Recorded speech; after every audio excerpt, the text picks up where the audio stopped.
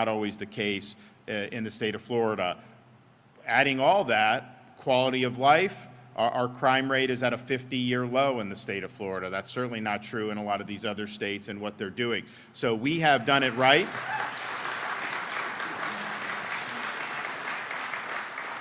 So we've done it right, and we're going to continue to do it right with this upcoming fiscal year budget. Now, the budget that we're going to be submitting to the legislature is a top line of $114.4 billion. That is actually less than our current fiscal year 2023-2024 budget, and yet, even with an overall reduction in spending, as you'll see, we're going to be making key investments in things that really matter, like education and infrastructure and transportation. With our budget, we will have a surplus reserve amount that is $16.3 billion. Now, typically when we do these announcements, we say, here's what we anticipated being, but what's happened is the last 3 years, it always ends up being more, because what happens is the economy here does better than in other parts of the country, so you end up bringing in more revenue even though you're reducing taxes because you're broadening your economic base. So I would anticipate that we likely will end up with more in reserve at the end of this. I mean, for example, this current fiscal year, we're now into December, so we have the numbers July through November. Every single month, we brought in more revenue than was forecasted to be brought in. And so these budgets, the numbers are forecasted, and we typically will beat that. We're also going to pledge another $455 million to something we started this fiscal year. It's an accelerated debt repayment program. So our debt is now about $15 billion.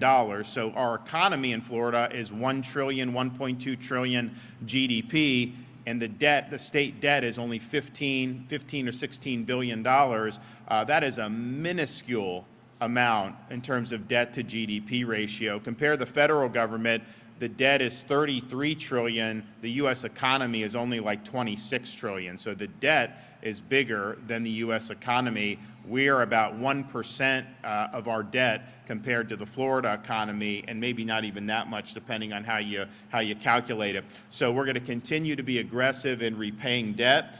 We are also going to be reducing the size of government by eliminating over 1,000 positions throughout the state government, and that's going to help us realign resources to focus on efficiency. We will continue to provide big tax relief. So this budget provides more than $1.1 billion in tax relief, including a new tax relief initiative, $431 million to reduce the cost of homeowners insurance. And so that'll go up to housing values of $750,000. 6 sales tax holidays, which will save taxpayers more than $475 million, including 2 back-to-school sales tax holidays, disaster preparedness tax holiday, the 3-month Freedom Summer tax holiday, which we started a couple years ago, and that is outdoor recreation items, events, tickets, all kinds of stuff, so that Florida families can enjoy the summer.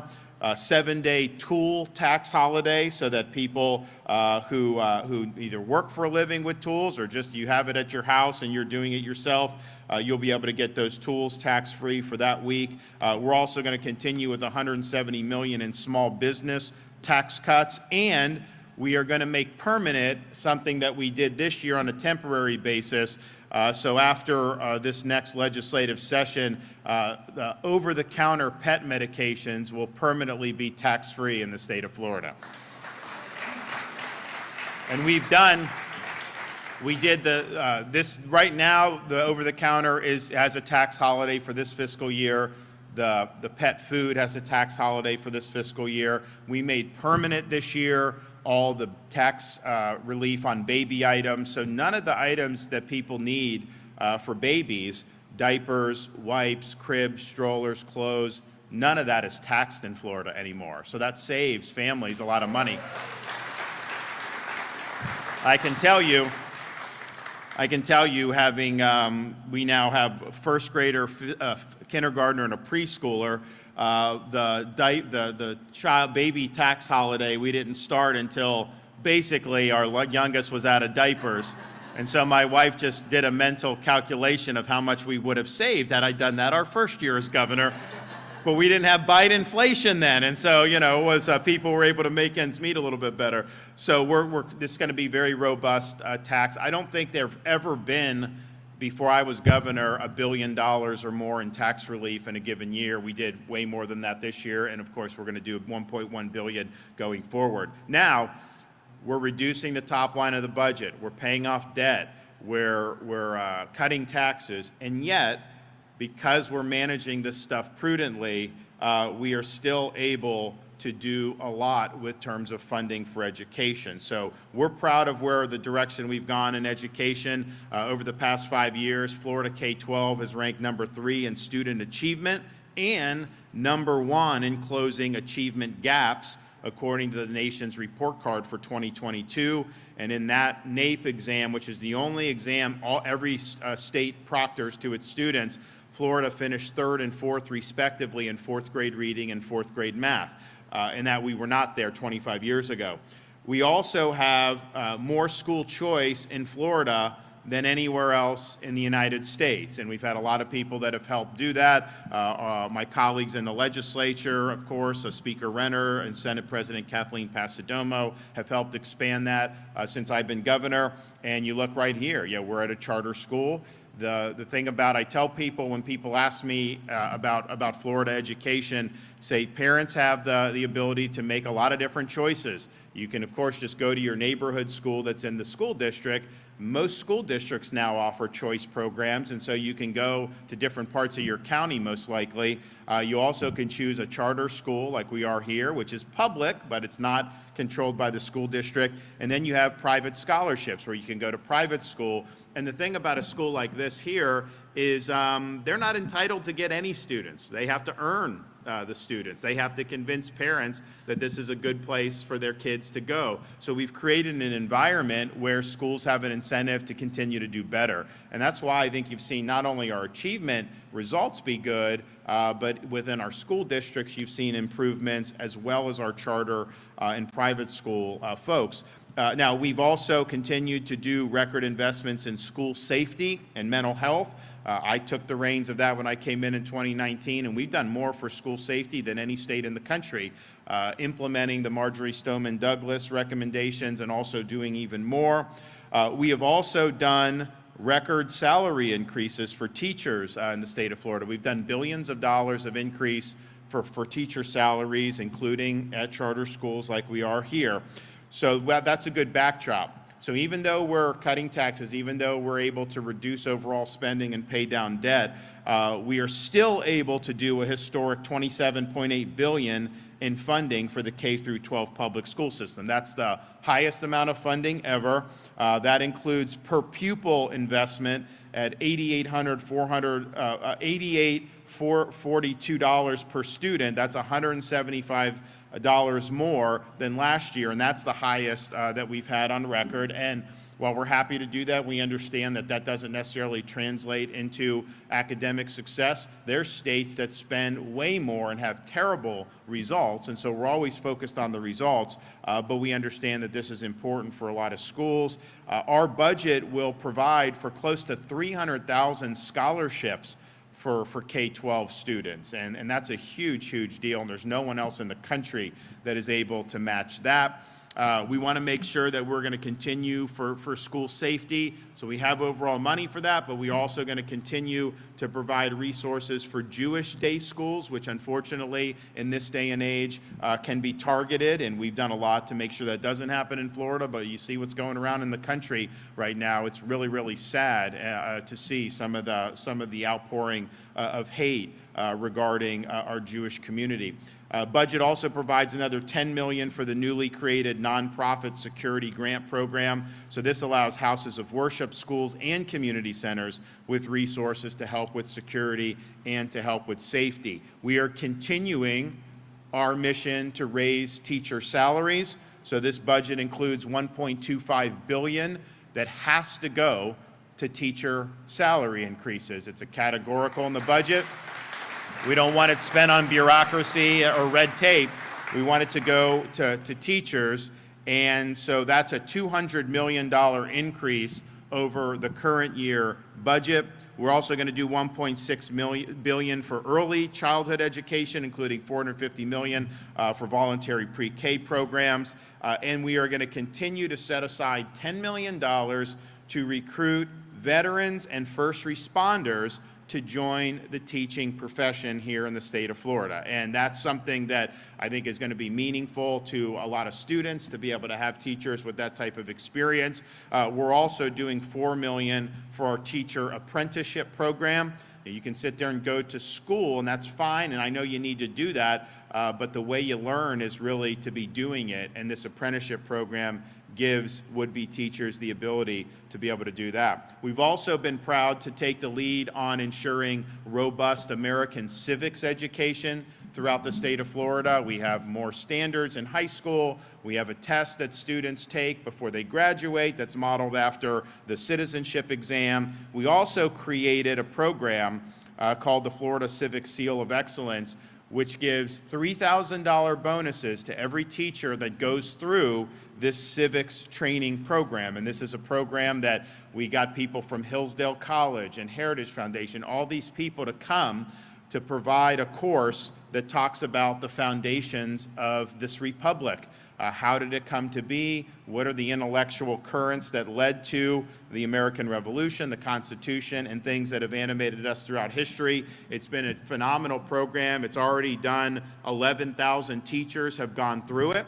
And the thing is, you don't even need to be a civics teacher because these are ideas and principles that are important for almost anything that you're doing. So we encourage all teachers to do it. So we are going to do another $52 million for all of our civics programs, including the teacher bonuses, including our speech and debate initiative. And we're going to continue to stress the importance that when we graduate students from our school system here, we don't want them to be blank slates. We want them to understand what it means to be an American citizen.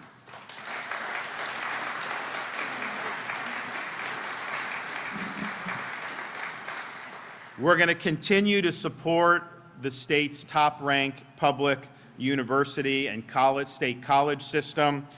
Now, I would be remiss if I didn't point out that we had one of our schools, Florida State, go undefeated this year and win the conference championship. And they earned a spot in the college football playoffs. And they were excluded from that, and I think was something that is very, very controversial. Now, I don't know what all goes into that decision making. I know a lot of people have been disappointed. I know the school and the Board of Governors are looking to see, is there anything that can be done? I don't think there would be anything where they could get relief prior to the tournament, obviously, but in terms of going forward, and I don't know if there is. But what we decided to do, we're setting aside $1 million for any litigation expenses that may become as a result of this really, really poor decision by the college football playoffs to exclude an undefeated team who won a big Power 5 conference championship. And look, I'm as governor, I didn't go to any of the Florida universities, and so I've said from the beginning, I just want us to get back to where Miami, Florida, and Florida State were always competing for the national championship. I want more of our blue chip high school recruits to stay in state and all that. And that's kind of been what I've done. But the fact that we live now in Tallahassee and in the governor's residence, my first grader, my fifth grader, and my preschooler, what they know is Tallahassee. And so they are all Noles, and they are big time fans.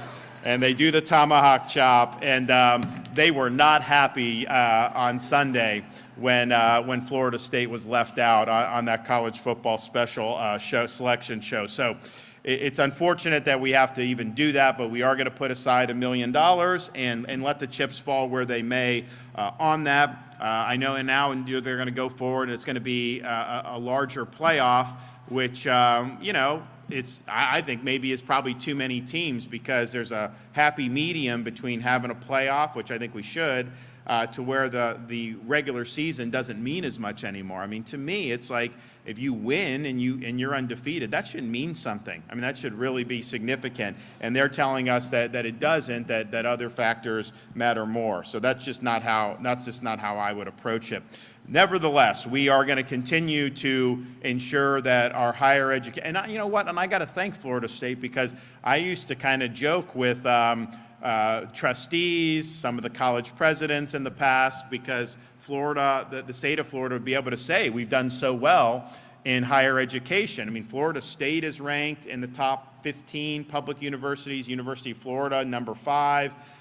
Wall Street Journal even ranked University of Florida number 1 public in the country. So you have all this stuff, and it's good, and there's a lot of excitement about that. And all I would say is, I like those academic rankings. I just want the football rankings to match that. Florida State delivered on that. I mean, they did everything that we could have asked for them to do, and I think that they're going to continue to do well as a program. And that makes it exciting when these teams are doing well. It really makes it fun to be in Florida during the fall football season. Now, we are going to do, for the whole university system, we're going to continue to support, but we're supporting in ways that make sense. We are going to fund, of course, the Bright Futures Scholarship Program, and so that's a $603 million investment.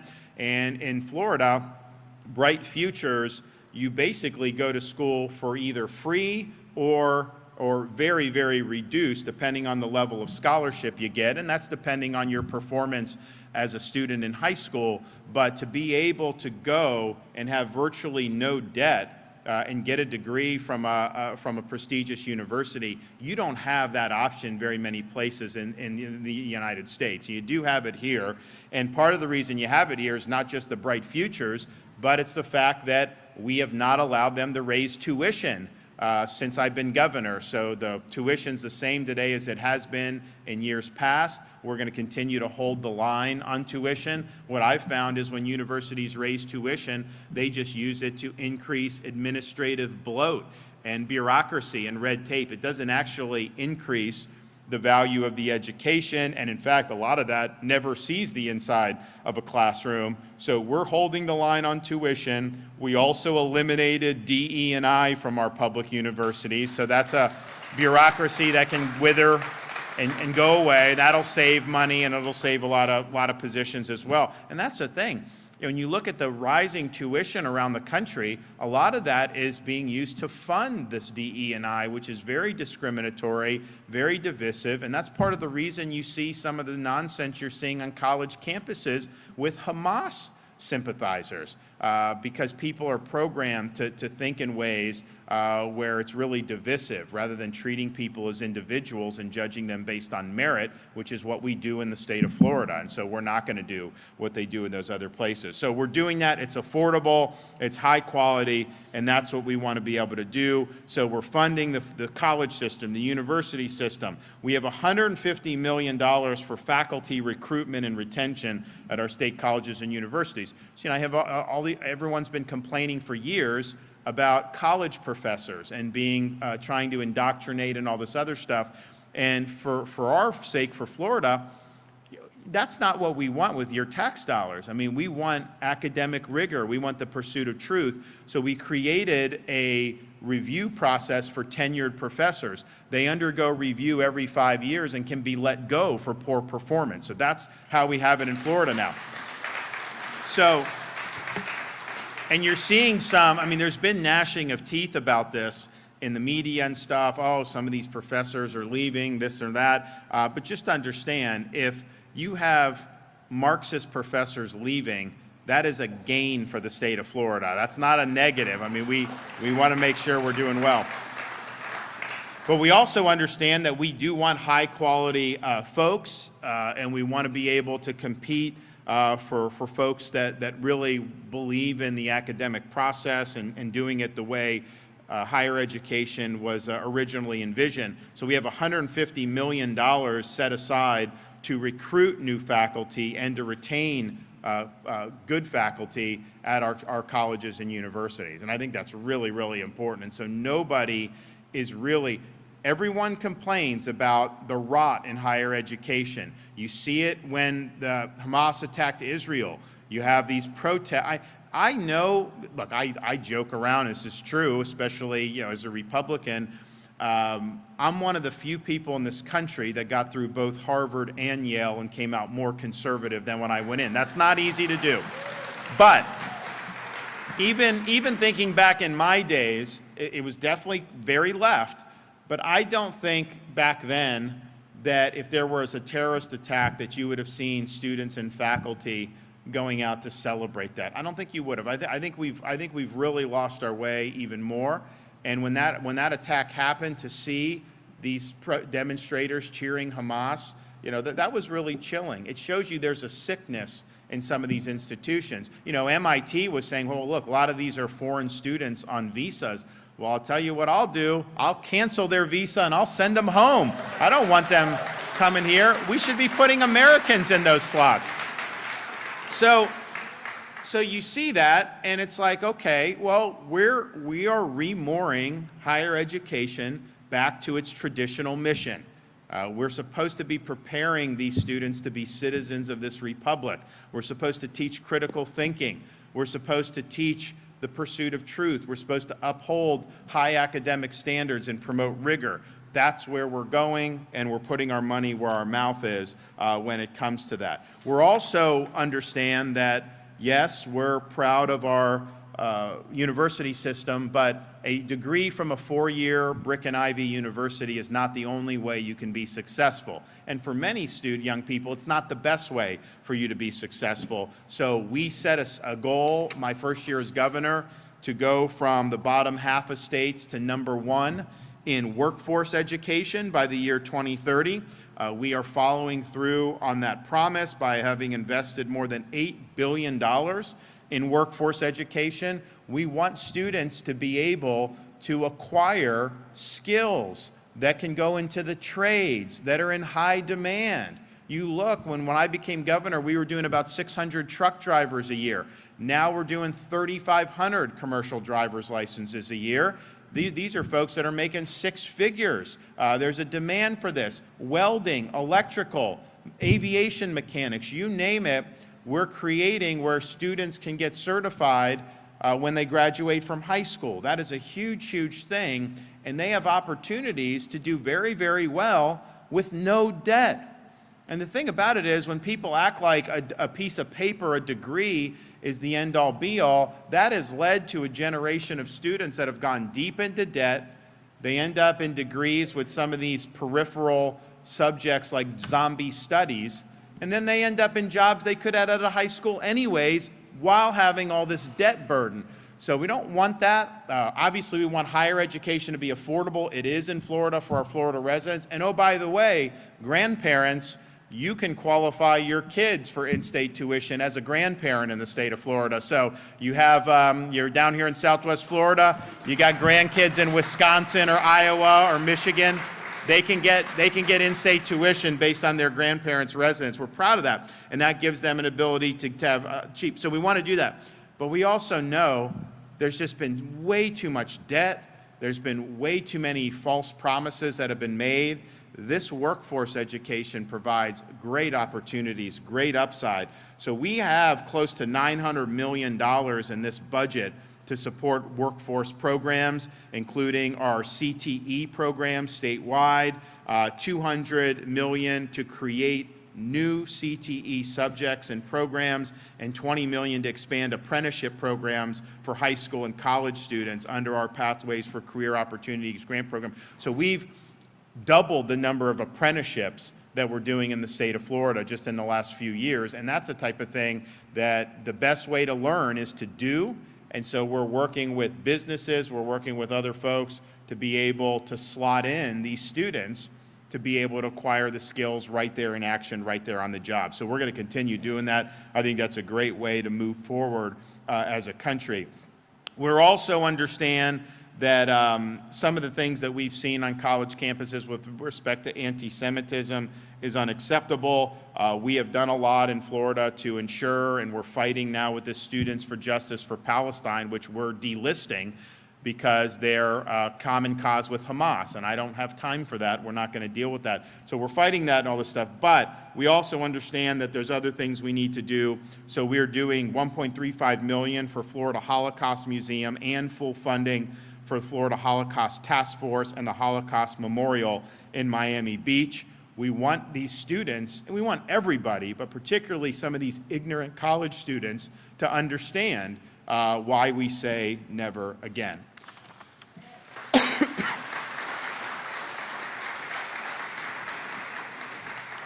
Now, our economy is stronger than just about any states in the country. We're proud of that. We have had significant in-migration into the state of Florida. I think it's been close to 500,000 on net over the last several years. That's #1 in the country by far. Of course, you see the places people are leaving, like California and Illinois and New York. They all have similar governing philosophies, and people really are fleeing the poor results of those policies, and they're coming to Florida because they like the way we've done business here. And that's great, and I'm not even asking for people to come. I mean, you'll have some governors that are just like begging anyone to come to their state. Like, I have not done that. I think my first year as governor, I did some trips for some business development, and then since then, it's like a lot of them just call us just saying, hey, we're coming to Florida, we just want to let you know all this stuff. And so that's just the way it's been. I mean, it's been where we've had a lot of people that have really wanted to come here. So we understand that, and I'm not even asking for migration, but it's a free country, people vote with their feet. So that means we have responsibilities in terms of things like transportation and infrastructure to make sure that people can get around in ways that work. So we are including $14.5 billion for our state transportation work program. That is a robust budget. $630 million will be for phase 2 of our Moving Florida Forward initiative. That'll expedite another 20 projects to relieve traffic congestion. So last year we had to make a decision. Our surplus reached like $22 billion.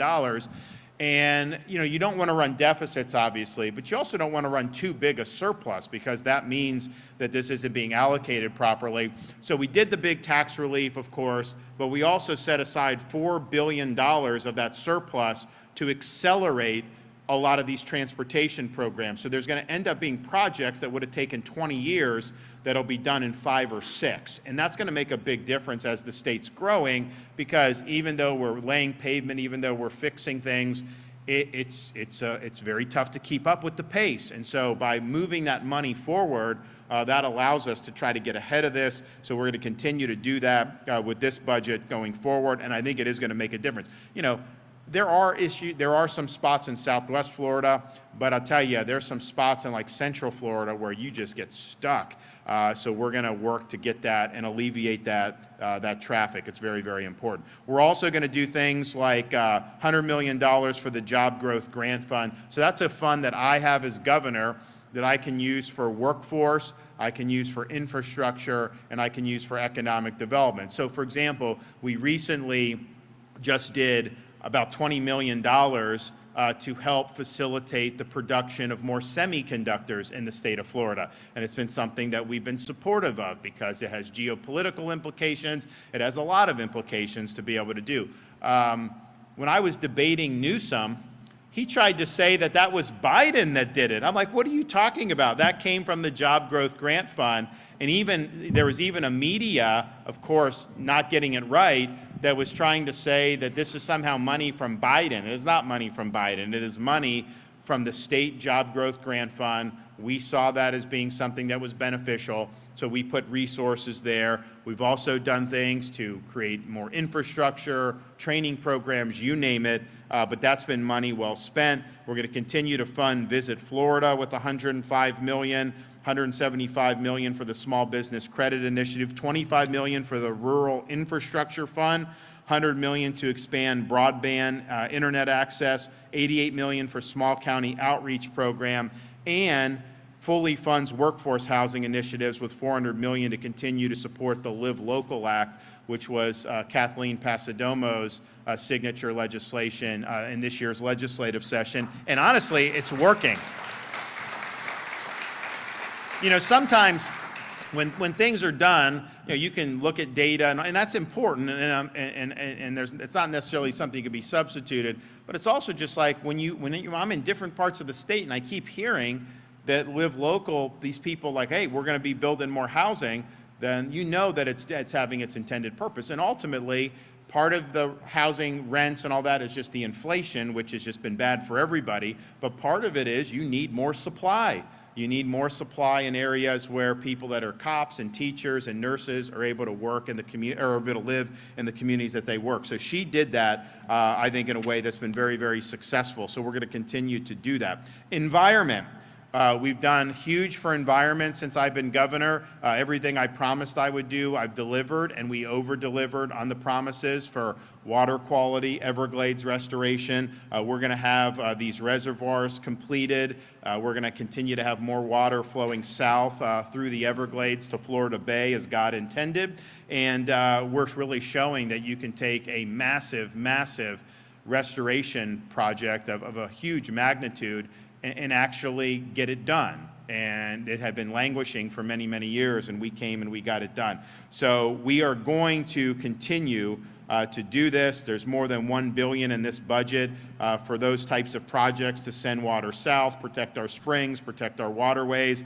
We also we've seen with some of these storms, the toll it can take on coastlines in Florida. So we're doing $157 million to support the resiliency of our coastline, and $50 million for beach renourishment. When Ian came through Southwest Florida, there was obviously understandable focus on this part of the state, but it went through the entire state and left in the Atlantic Ocean off the east coast of Florida in like Daytona Beach. You go to Volusia County, and it had probably gone 100, 200 miles over Florida. They had massive dunes wiped out. They had serious problems with their coastline for a storm that had gone all the way across Florida. So this is a big deal all around the state of Florida. We're also going to provide $175 million to protect Florida's prized properties and $100 million for the Rural and Family Lands Program to protect important agriculture lands. That includes $20 million for citrus research and to support the Florida citrus industry. Law and order. This budget continues our commitment to ensuring that we are not only just a law and order state, but a great place to be in law enforcement. And we're doing that by continuing our program to offer $5,000 signing bonuses for recruits coming into the state of Florida, and either our police, sheriff's departments, or in our state agencies. And we've gotten a lot of press on people leaving from Chicago and New York to come to Florida. And I can tell you, I've not met one of these guys that have wanted to go back. I mean, once they come here, they like it. It's a good quality of life, but they're appreciated by Floridians because we support the people that wear the uniform. I was in California recently, and I ran into one of the police chiefs there in a pretty nice area, and I was like, "How you doing, man?" And he's like, "Oh, I'm doing good. All my police officers want to move to Florida now." And so, we've created, I think, an environment where we're attracting a lot of good people. But that $5,000 bonus is not just for out-of-state coming in. It's also for new recruits. So you could be a Florida resident, you could be going to school. If you decide this is what you want to do, if you're new to law enforcement, we want to use that $5,000 bonus as an enticement for you to choose this as a career. And that's our way of telling young people that serving in law enforcement's a noble cause, that it's an important part of our community, and that you can't have a successful state without having the rule of law prevail. So we're doing $20 million for those bonuses. And we may do, and we've done the bonuses. We've also done 3 years in a row. We've done additional bonuses for law enforcement. So we've done a lot. We put our money where our mouth is on all of this stuff. And I think that's been something that's been really, really good. Emergency management, we're going to continue to support those efforts, including here in Southwest Florida. We still have open disaster declarations, and we're still continuing to process stuff. Some of these things are really long-term. I mean, there'll be money coming into this area for many years coming into the future, and we'll make sure that we're good stewards of that. We're also going to do another $107 million in recurring funds for the My Safe Florida Home Grant Program. So what that does is that assists Florida homeowners with free inspections as well as home hardening projects. And so if you get a grant and you make an improvement, you harden your home, you're entitled to a reduction in your insurance premiums. And so we've had a lot of people that have used that. It's been very popular. It actually ran out. We funded it in this year's budget, and it basically ran out. So in the special session that we did in November, where we did the Iran sanctions and we did some of the school choice, we did $181 million for that. And so then I'm going to do $107 million on top of that for that. So we encourage Floridians to take advantage of that. I think that that's something that's been a popular and worthwhile initiative. Military support. We have here not just the Florida National Guard, we've created or resuscitated the Florida State Guard. And part of the reason that we did that is we wanted to have an ability to have people serving the state without any strings attached from the federal government. And part of the reason we first thought about this was when the federal government, through the Department of Defense, imposed COVID mRNA vax mandates on service members.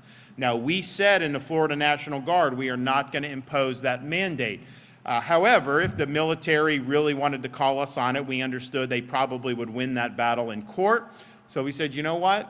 We need to have our own anyways. Why would we want to be encumbered by Washington? You know, Washington sends our guys around the world, uses National Guard. We want to be able to have full operational and administrative control over our own state guard. So we did that. Fortunately, we won on the COVID vax stuff, so none of our guardsmen, National Guardsmen, lost their jobs.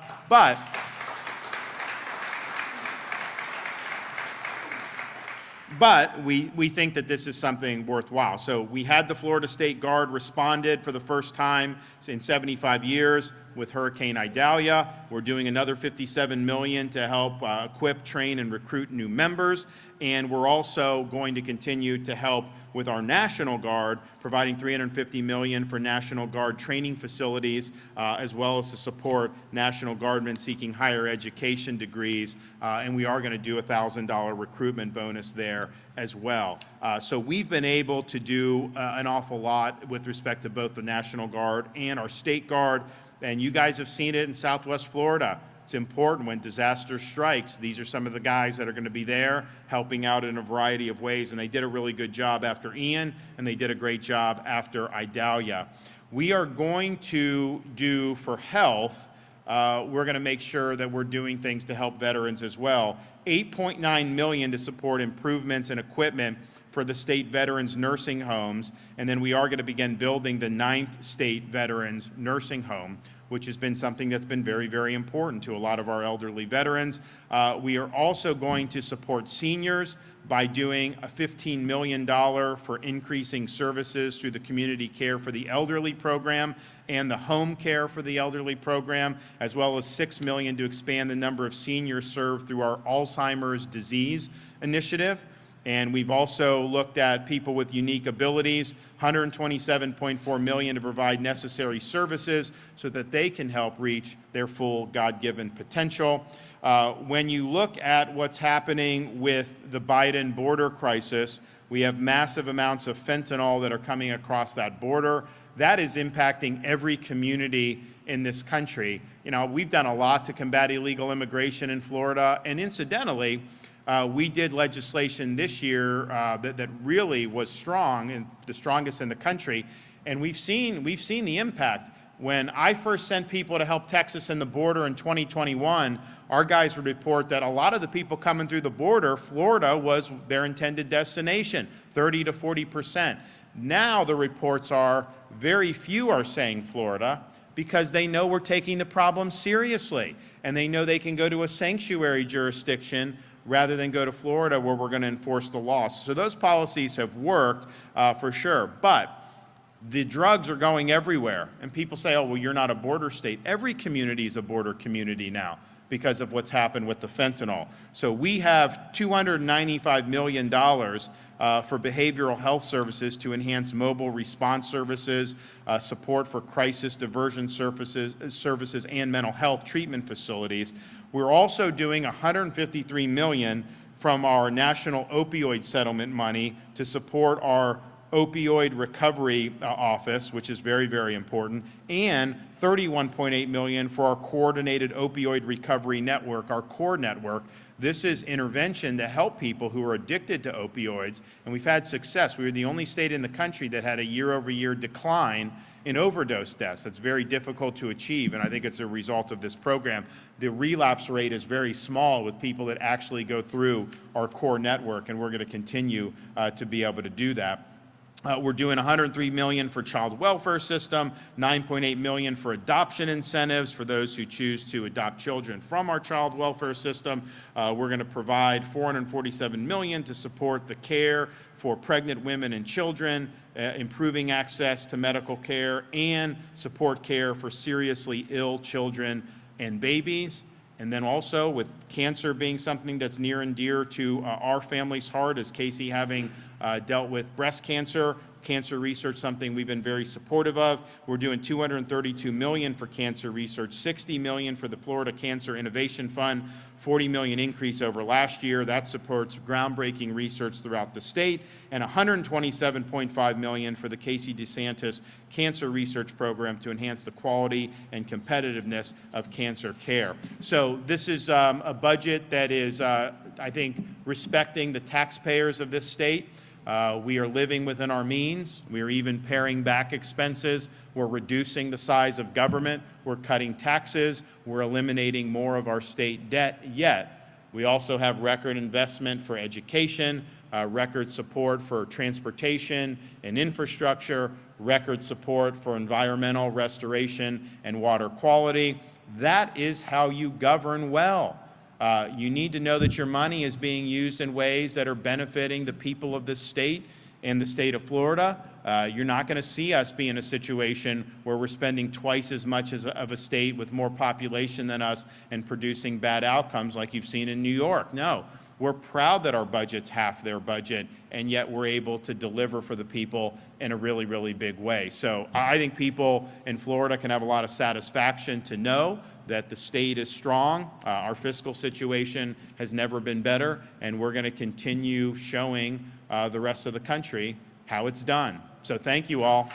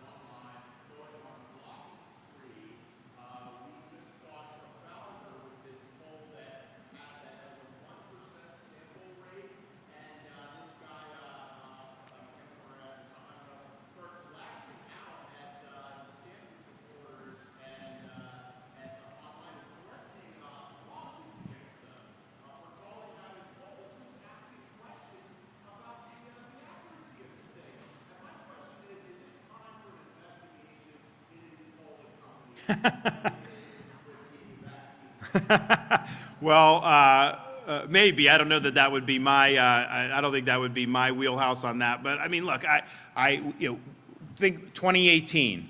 Okay, I'm running for governor. They had polls saying I was going to lose the primary by 20%. I won by 20%. Their CNN, I remember 2 weeks before the election, we did a debate on CNN, and they had me losing by like 15 points. Of course, we won the race. My most recent election, people, they did have to acknowledge I was going to win, but a lot of these polls, a month before the election had me winning 2 or 3 points, and we won by 20. Going into 2022, I'm watching Fox News. They're all saying it's going to be a red wave. They're showing all these polls, red wave, red wave. There was no red. There was a red wave in Florida. There was not a red wave anywhere else, and it was a total crash and burn. So I think these things clearly don't have a good track record. I think they're used to try to create narratives and try to create, ideas that, oh, well, this person's going to win, this person's going to not. And I think most Republicans know the game that's being played, and I don't think that they want to have this stuff shoved down their throat constantly. I can tell you that, the best record to look at is actual election performance if you want to see who would do well. And in Florida, we won places that Republicans have never won in our lifetime. We won places like Palm Beach County, We won Miami-Dade by double digits. We were winning up and down the state because people respond to leadership. And the polls may not have said that that was going to be the result, but the actual voters produced that result, and that's really what you need to do. So I think I take all of it with a grain of salt. I've always done that. But I will say, in the midterm elections, they were predicting a big red wave. That didn't happen. We delivered it in Florida, and we way overperformed what the polls were saying. It just shows you that these things, to do them well, is very expensive, and you wonder, how are people just putting these things out? They're either doing a really bad job or somebody's paying for those results. I mean, one or the other. Yes.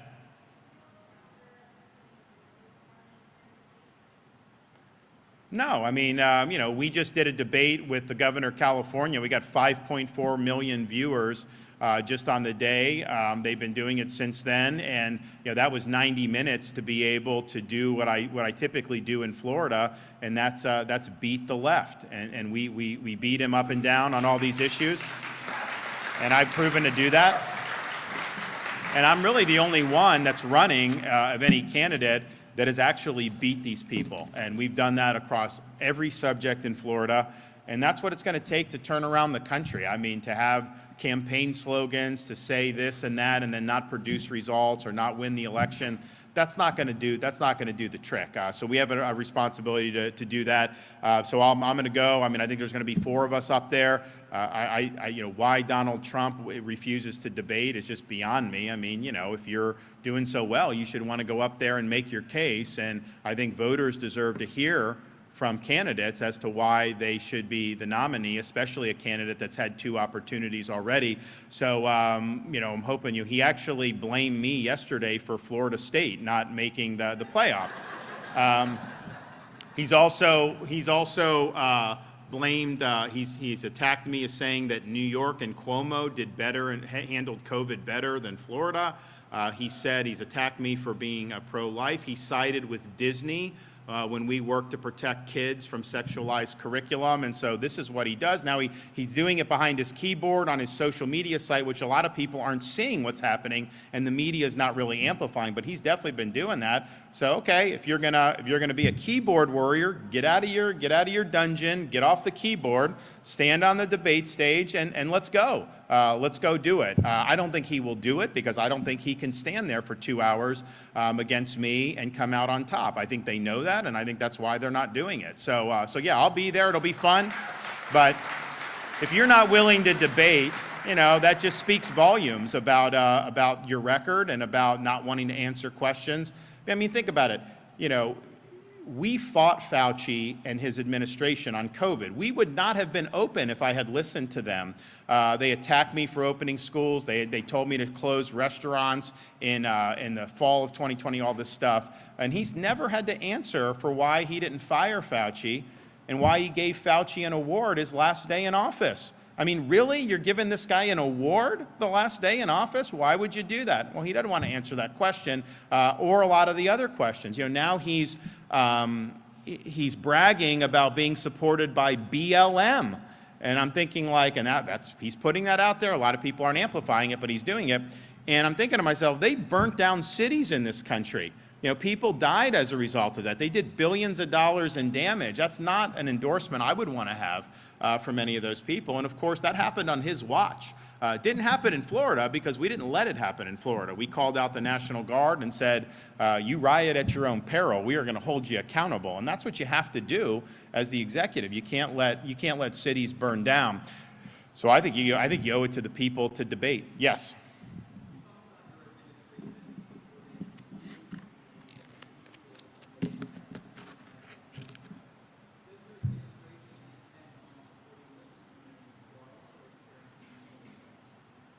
Yeah, that is not true. They are not experiencing the similar threats. I mean, I don't see how you can look at what's going on. Are those students being chased for their lives in some of these universities around the country? Do you look at what? I mean, they had the pro-Israel rally on Washington, D.C. I didn't see any hate there. I saw American flags. I saw Israel flags. I saw that. I think that's a totally false equivalence. And that's what Biden has done. Biden has responded to the unprecedented spike in anti-Semitic fervor around the world and even in this country.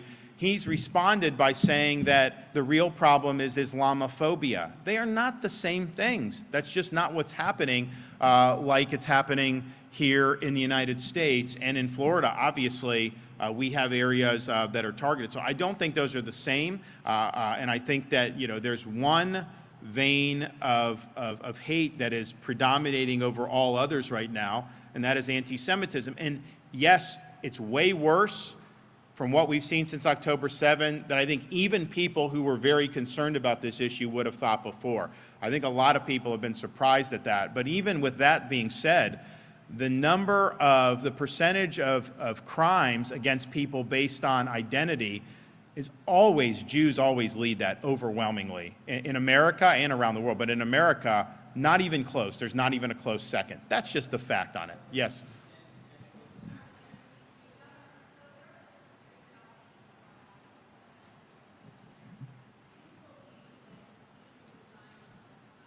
I've already said yes. Yeah, I've already said that. I said that the other night when it came out. It's look, you're innocent until proven guilty. There's clearly things that are lodged against people that aren't necessarily true. But I think when you have an investigation of crimes of this magnitude, I think that the mission has to come first. It is not helpful to the mission to have this hanging over his head. And so I've said he should step aside. Paul Renner, the Speaker, Kathleen, Senate President, I think most people acknowledge that it's just an untenable situation when you have things like that there. And so we'll see what ends up happening, but I don't know that you have any real standing with that hanging over you. Yep.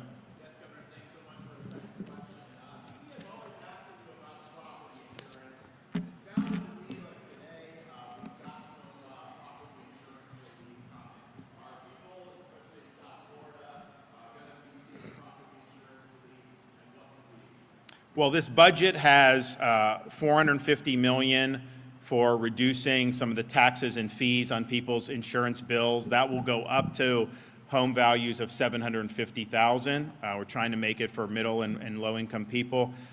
We are also doing the My Safe Florida Home program. So between what the legislature just did and what we'll do, that'll ended up being $290 million, where you get grants, make improvements to your home, and then get lower rates. And then just the overall picture since the reforms were done in about a year ago and kicked in this year, we now have 7 companies that have either entered the market or that are looking to enter the market. We got through a hurricane season we did have one major, but it hit in a very rural part of the state. So the damage that did cumulatively was nothing compared to Ian in terms of the scope of it, just because Ian ran over millions and millions of people. The one in Idalia, that went over a relatively small number. Now, it did do serious damage, but the scale of it financially was not. So in terms of the insurance companies, people thought, Ian, that they may just go out of business. I mean, it was a really, really big thing. This is something that I think people say that the state got through this season pretty good. So I think you're going to see more capital come online, but ultimately this is not something that's run by the government. I mean, it's private companies that have to want to come into the market and have confidence that they're in an environment that makes sense. We have done a lot to increase that.